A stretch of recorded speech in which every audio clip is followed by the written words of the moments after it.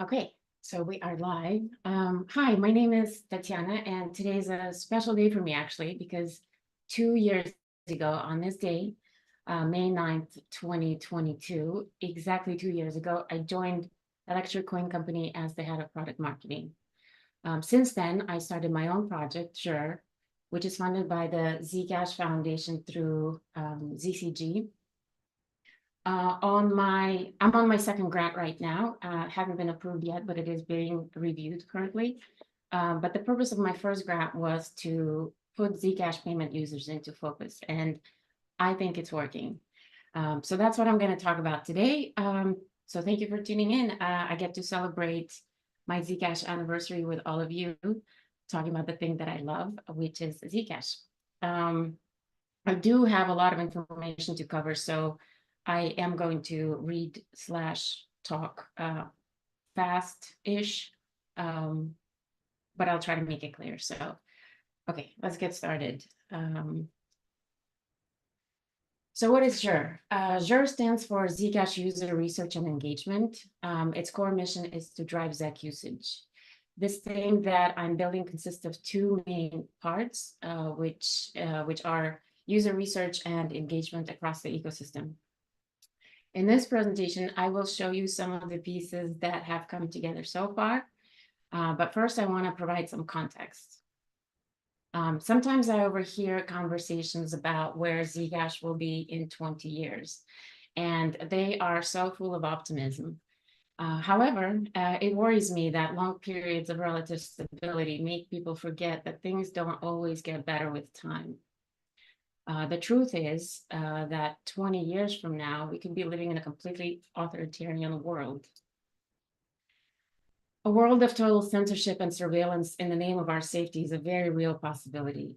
In that future, Zcash, along with other privacy-preserving technologies, dies a relatively quiet death long before year 2044, and the world won't even know what it lost. I actually lose sleep over this. How do we prevent that reality from playing out? How do we, law-abiding citizens, well-meaning civilians, protect ourselves from the dystopian future that frankly seems to be inevitable as we barely acknowledge the boiling water we're already in? I'm going to pause those happy thoughts for a second and get into Zcash, our beacon of hope. So what is Zcash? We know that it's a blockchain and a digital currency that protects privacy, but how does the whole thing work? What is Zcash adoption? There's so much going on, and if we want to increase adoption, where do we begin? For clarity, let me break Zcash into 4 elements: technology, casino, cause, and product. In a nutshell, the goal of technology is technological advancement. Key figures are innovators who maintain and build on the Zcash blockchain and make very complex things work. The stuff that they talk about goes over most people's heads because the brain power behind Zcash is out of control. And by the way, while we're on the topic of Zcash technology and the brain power behind it, let me say this because it doesn't get said enough. If everyone talks about Zcash snarks now, but Zcash was the first real-world application of zero-knowledge proofs. The engineering talent behind Zcash is mind-numbing. And the innovation that comes out of these teams benefits the entire blockchain industry. And no matter what anyone says, to this day, the privacy-preserving tech they've built is best in class. But you don't have to believe me, you can do your own research.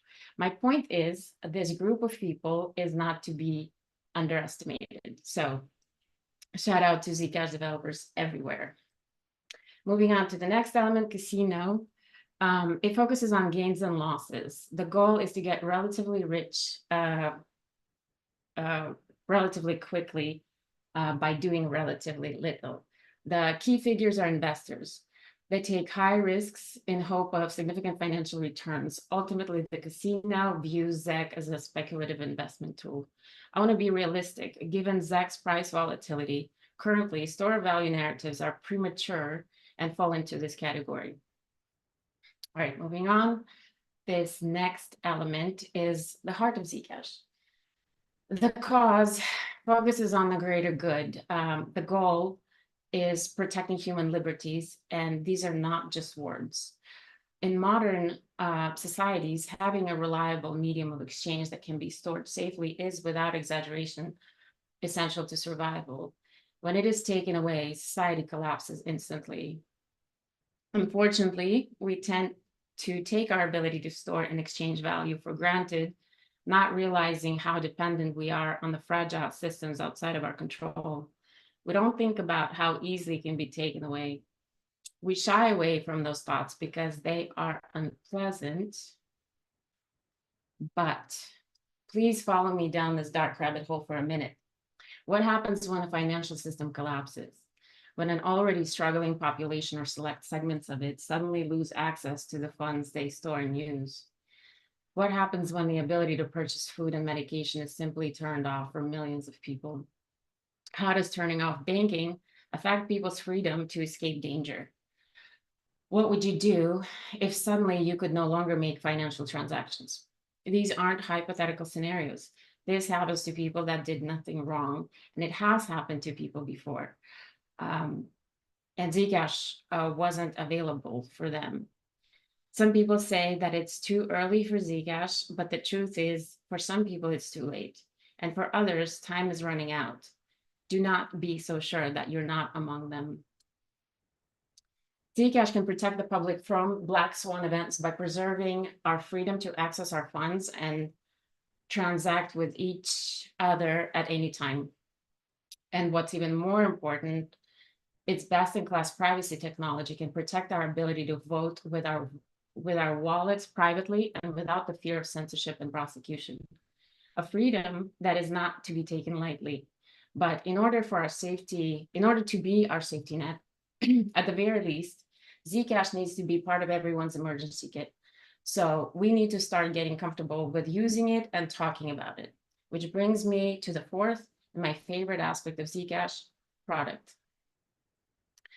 This is where the rubber meets the road. It is the key to everything. And the question is, what is the user-facing Zcash product? What is the experience like for different people? Who's using it and why? On its own, the store of value narrative is weak. Given the price volatility, storing ZAC cannot be recommended to others without storing value in ZAC cannot be recommended to others without it being interpreted as financial advice. So how do we move forward? All four aspects of Zcash are important, but Jure's main focus is the user-facing product. It ties everything together. In this presentation, I will show you why I'm laser focused on Zcash-powered private payments. Why at this stage of product adoption, which I will also explain, the focus has to be on early adopters of Zcash transactions. In this context, the goal of Zcash product is to make safe, censorship-resistant private payments. Users of those private payments are the key figures. ZAC is used as product successfully, and the key word here is successfully, when it is the preferred way to make a transaction. It is important to note that while all these elements overlap, users don't need to care about the cause or the technology to use the product. They simply need to have a problem that Zcash solves better than any other alternative known to them. So what's so special about Zcash payments? I want to quickly explain what Net Promoter Score is, because it will help understand this next part of the presentation.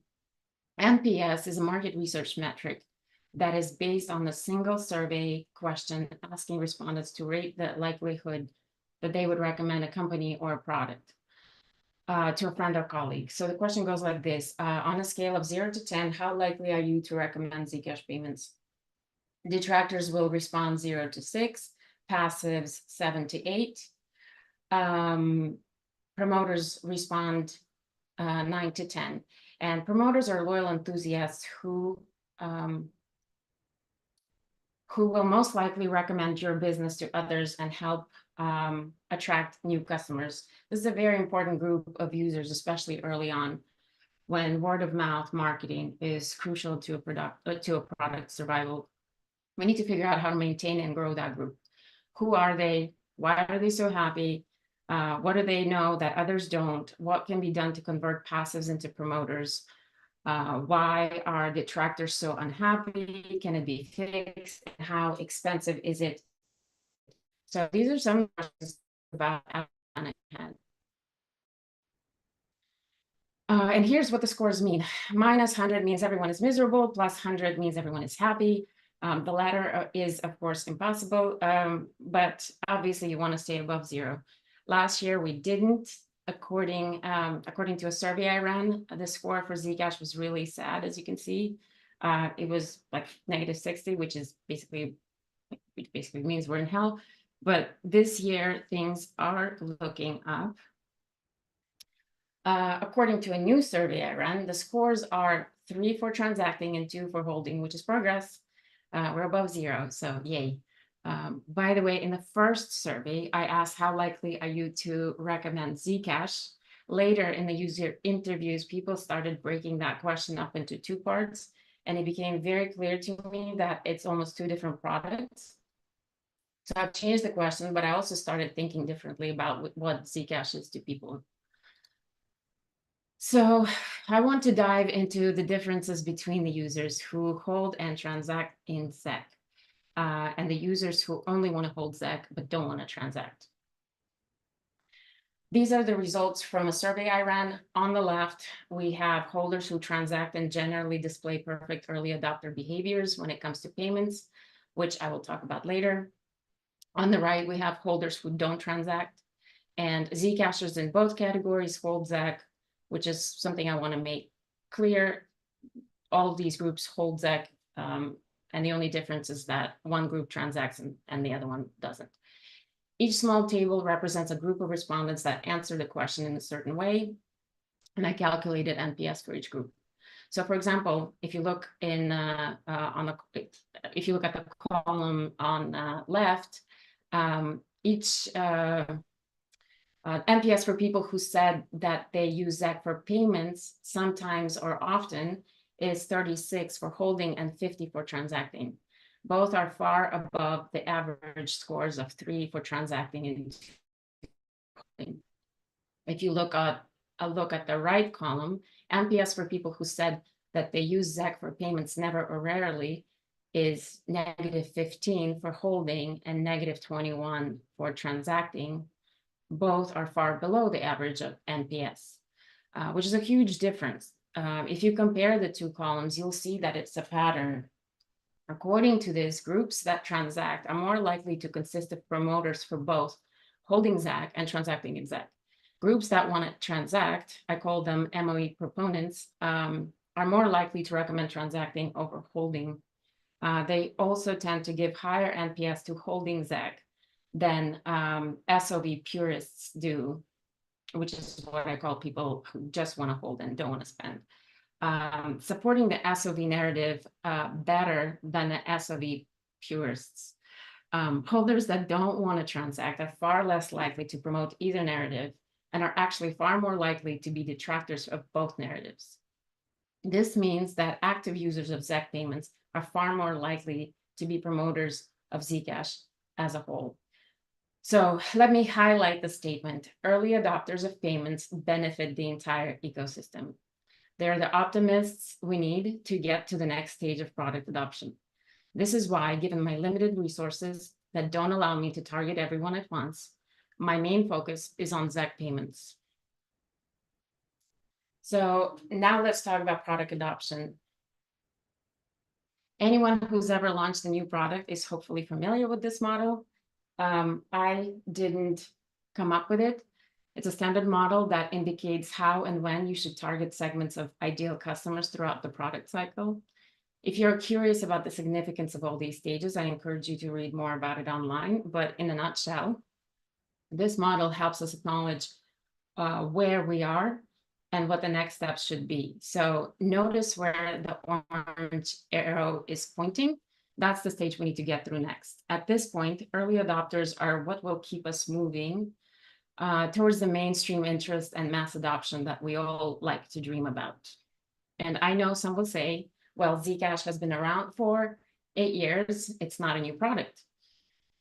And to them, I say, time doesn't matter. If you zoom out and see the magnitude of what we're trying to do here, this is still a very young project and in a very young industry. This hasn't been done before, and it was never going to be fast and easy. Again, let's be realistic.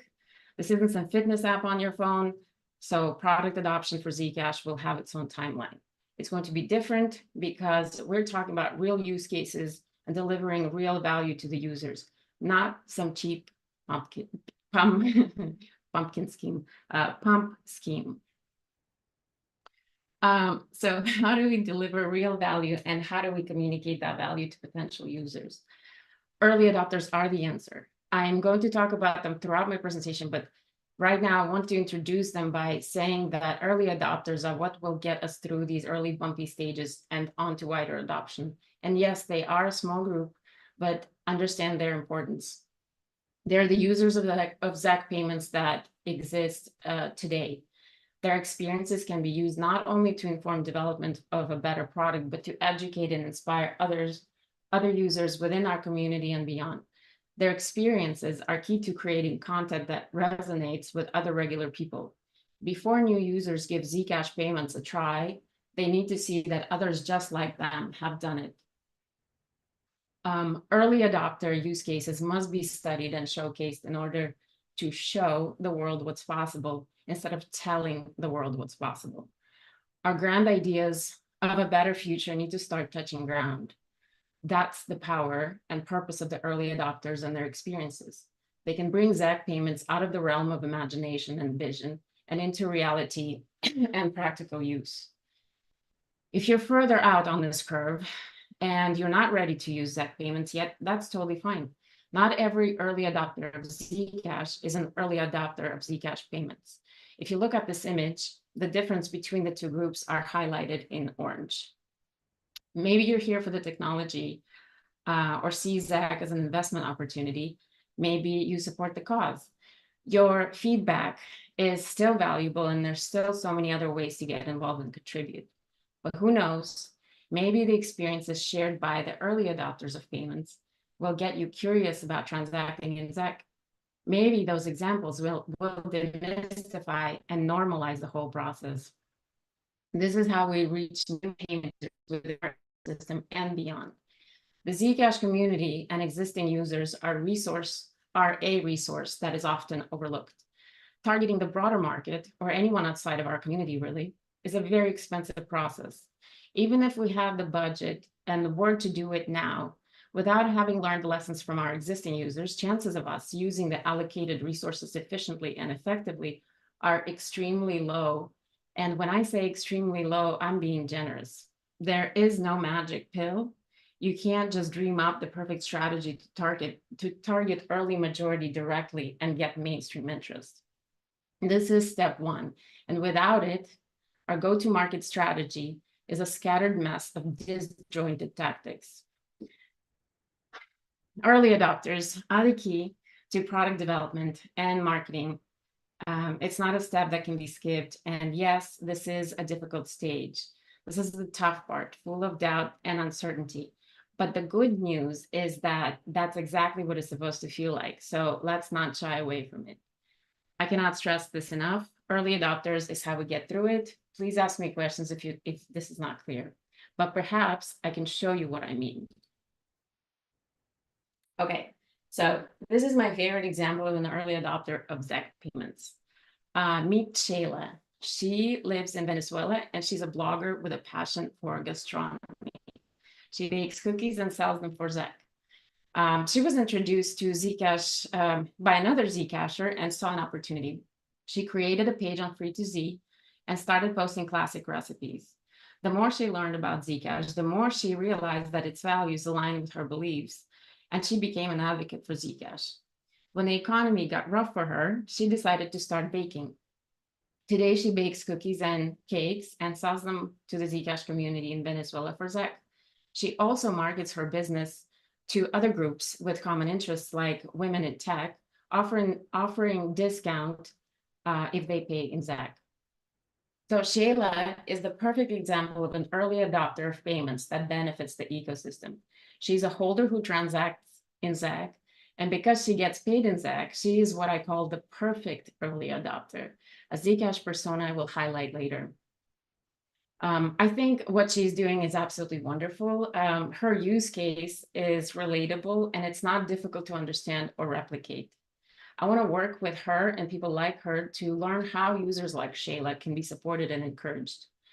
I would buy one of Shayla's cookies right now, but unfortunately she doesn't offer international shipping yet. So if any of you decide to have a Zcash bake sale here in the United States, I'm ready to place an order. So check out her page on Free2Z. And if you're in Venezuela, please support her. And I'll be a little bit jealous here in the US. Okay, so since we're on the topic of use cases, here are a few more that came up in the user interviews and stood out to me. So several parents mentioned giving all or part of their children's allowance in ZEC in order to teach the kids about finances and the responsible ways to handle cryptocurrencies. One of the parents said that whenever his kids want to buy something, he acts as an exchange for them. So they send ZAC back to him and he converts it to fiat. I thought it was really cool. And I think that as a community, we can do some fun campaigns and workshops around this use case. So I'd love for all of us to collaborate on this. Another good use case from Venezuela is a cab driver who takes ZAC payments. He is the designated cab driver for several members of the local Zcash community. And whenever they need a ride, they call him. So this is another good example of someone who saw an opportunity in offering their service to the Zcash community. Another use case I would like to understand is payment to employees overseas. Keeping employee salaries private from other employees is important to employers.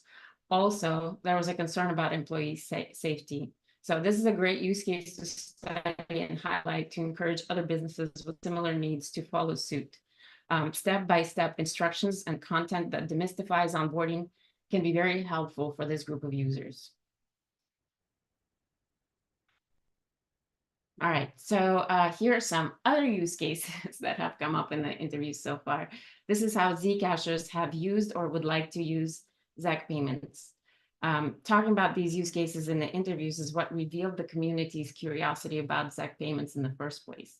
So sometimes I would bring up these use cases to users that initially said they weren't interested in spending ZAC, but talking about these use cases changed the flow of such conversations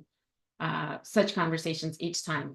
Suddenly, we would go from theories to practical use, and they would switch from not being interested in ZAC payments to being curious about ZAC payments.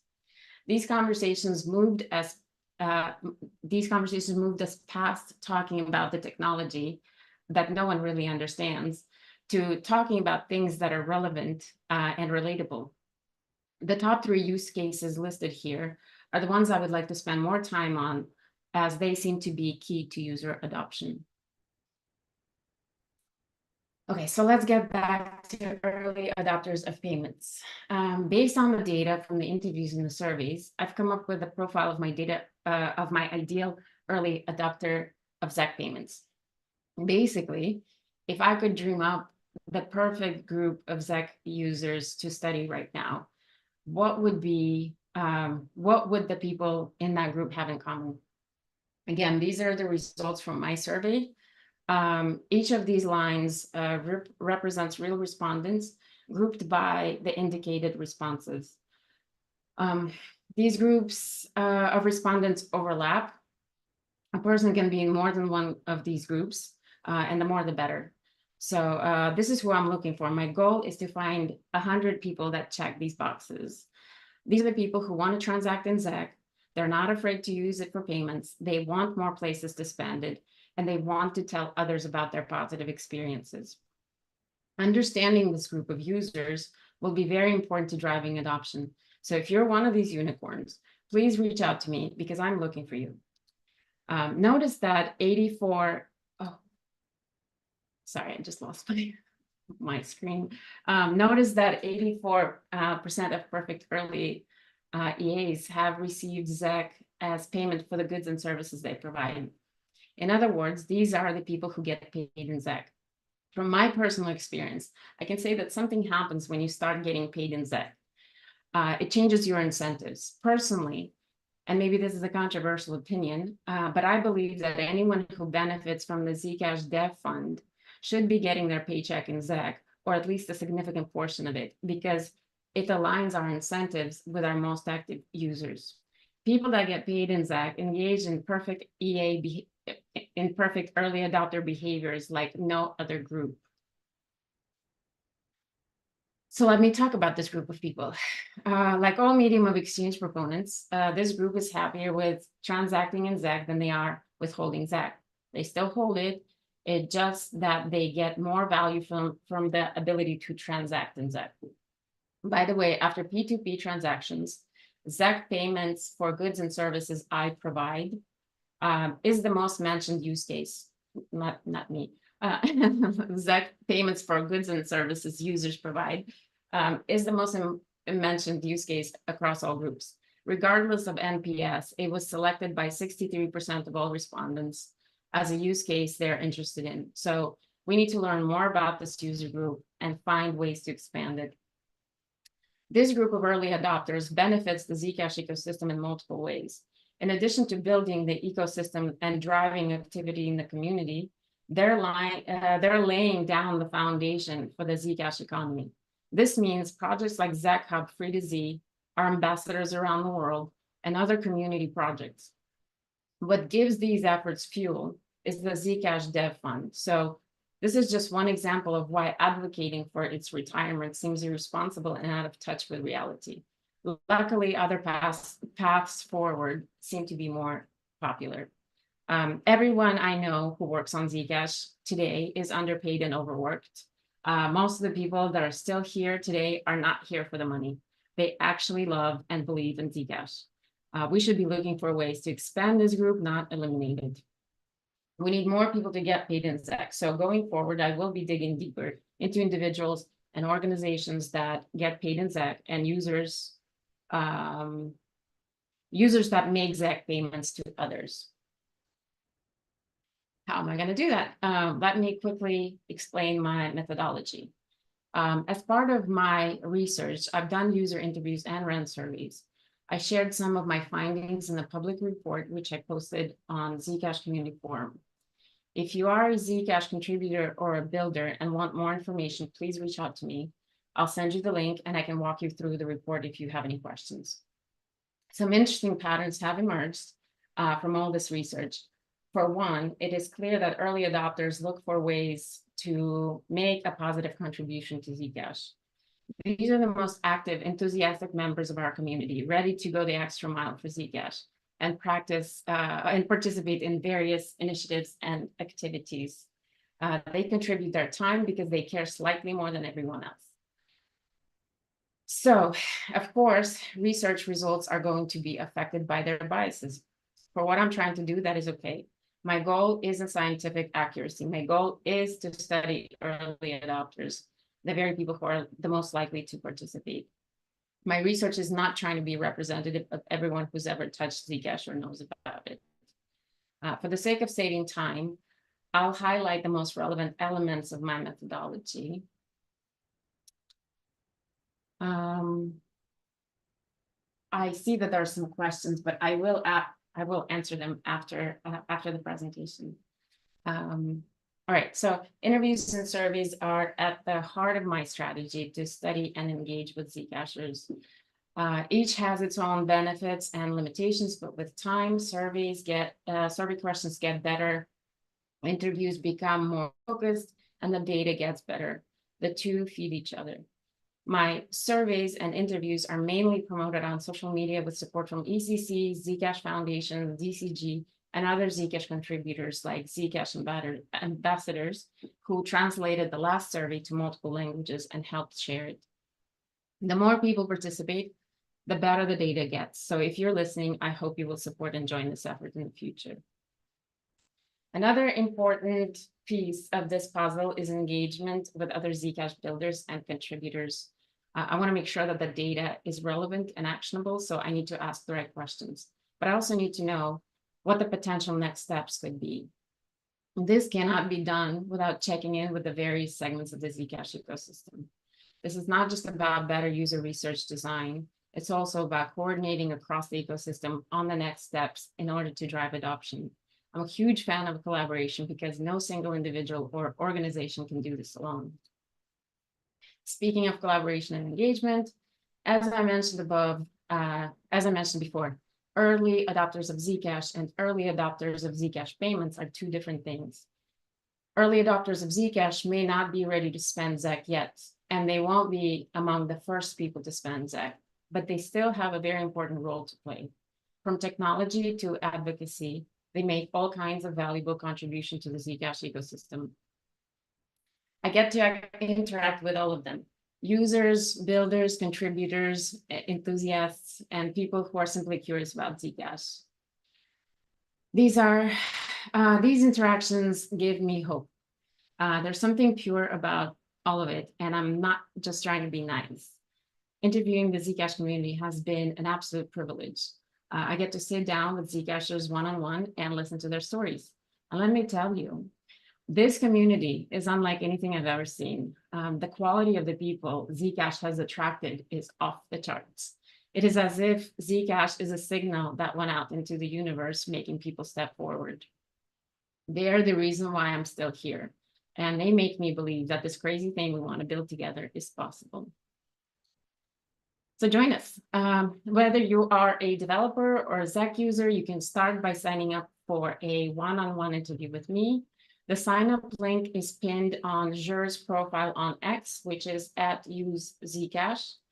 Right now, collaboration across the community is one of my main objectives. We need to work together to build awareness and support major ecosystem milestones and releases. Nobody should feel like they're doing this alone.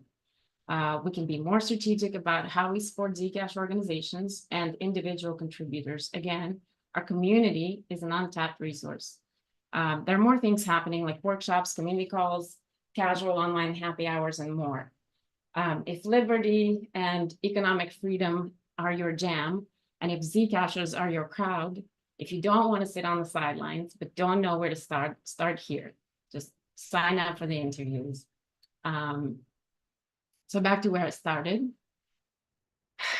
I want a bright future for Zcash, but it's not going to be easy, and it's not going to happen on its own.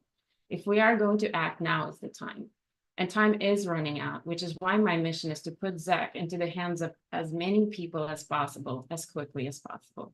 Not as a mere speculative tool, but as a medium of exchange for those who believe that law-abiding citizens, which is most people, are not to be treated as suspects in financial crimes every time they make a purchase or receive a payment. That citizens have the right to privacy and do not owe warrantless access to their financial information. Kind of like our technology, our community is underestimated, and that's fine. It doesn't matter. I am tired of outsiders telling us what we are and what we are capable of. We just might be the right group of people to pull this off. I don't know if any of us fully grasp the magnitude of that, but I think about it all the time. So let's make cool things happen together. So reach out to me on Twitter, on the Zcash community forum. I'll continue to reach out to people. So stay tuned, because I'm really looking forward to this adventure with all of you. And thank you for listening. The end, or the beginning, which is, by the way, is what I think Josh meant in his ZCon presentation earlier, because when I presented at ZBoot a few months ago, this is the slide I ended with. And originally my slide said the end, but right before I got up to do the presentation, I changed it to the beginning because that just felt more right, because it is only the beginning.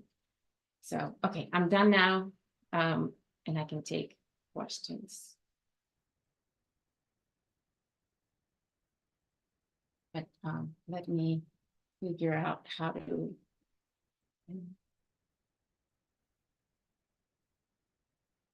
stop sharing my screen.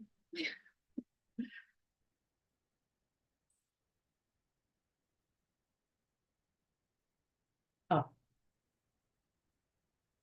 No. No. and it's just quiet. I'm not even sure if I'm online yet. Okay, so so what advice do you have for us to continue supporting and promoting the daily use of Zcash in our communities? Okay, that's a good question. So I think the important thing is to focus on small wins, and like don't psych yourself out with like mass adoption and like all these big words. I think small steps are the key here. And what's important also is to celebrate those small wins with the community, like show your small wins so that we can we can enjoy them too and share them with others. And that's actually good advice from me as well. So just remember to share little successes in as much detail as you can. Okay. Another question. Personally, I think your initiative is very important. Do you plan to have some kind of fund to organize face-to-face events in some cities? Or is your initiative only going to be to disseminate information virtually? I mean, it would be cool. It would be really cool to meet everyone in person. So yeah, of course. But meetings, like ZCon, for example, in person, it's a very expensive event to arrange. So it's just, I mean, it's a matter of expenses, but sure, I would love to meet everybody in real life. Maybe we could do this as part of ZCon or maybe ZBoot or his ZEC Summit. Okay, another question. The average number of shielded transactions on chain shows there's much work to still to be done. Does your research suggest that low adoption rates are due to poor UX, meaning improving the rails, building better tech and wallets will lead to organic growth? Okay, or do we need to double down on efforts to evangelize, drive adoption in new communities? Zcash could facilitate. I'm not sure what the right answer here is. I think you need both. We can't just build our way out of into adoption. Like you need some evangelizing, you need some education and community outreach. I can't really tell. I haven't looked into the difference between private transactions and shielded transaction. Like right now, I just want people to transact. We can on better ways to do it, but I think the important thing is still just to get people to engage.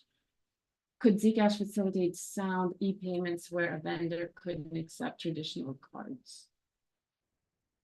You could. I mean, why not?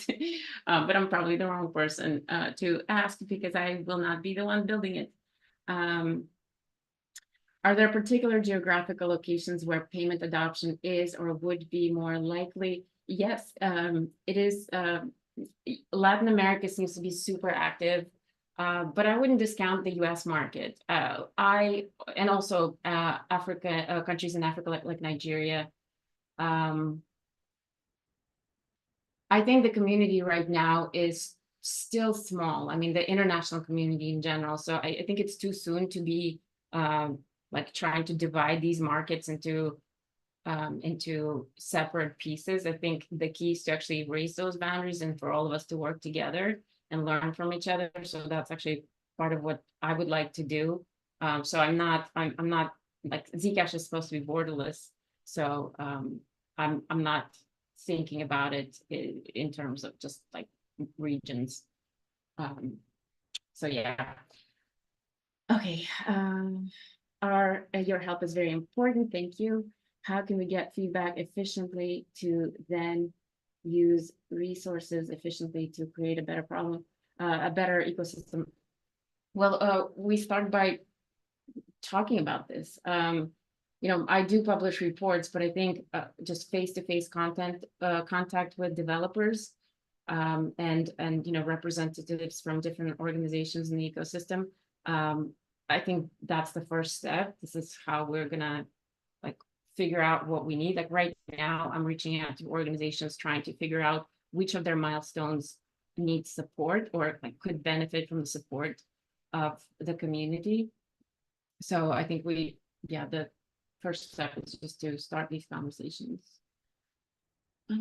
If we could materialize a feature tomorrow, which one would it be according to your research? So there are two main barriers preventing Zcashers from transacting right now. No ways to spend ZEC and poor wallet experience. So I think anything that improves those two things would be a good thing. I'm not clear on specific features. I think you still need to figure out like what does it mean when people say what the poor wallet that the wallet experience is poor. Does that mean bad UX or is it something more like is their wallet not syncing? So just looking into that category, those two categories would be the right move for user adoption. Is the cryptocurrency experience affecting the Zcash adoption? I'm not sure what that means. What do you mean by that? What is cryptocurrency? What do you mean by cryptocurrency experience?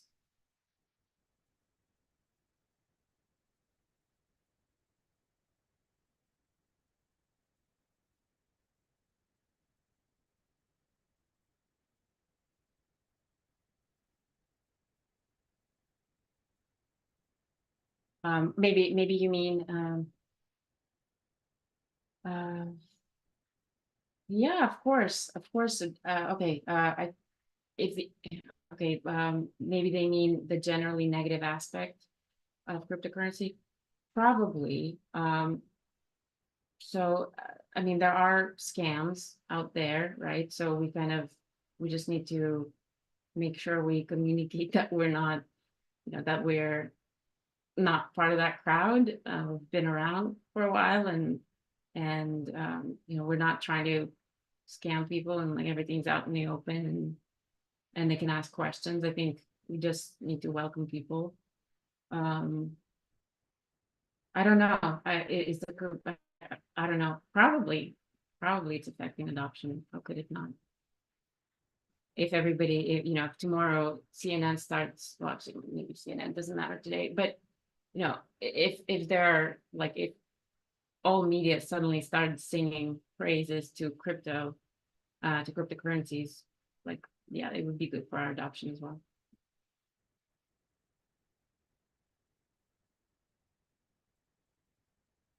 So I think that's all the questions. I don't know if I say bye. I think I can just say bye.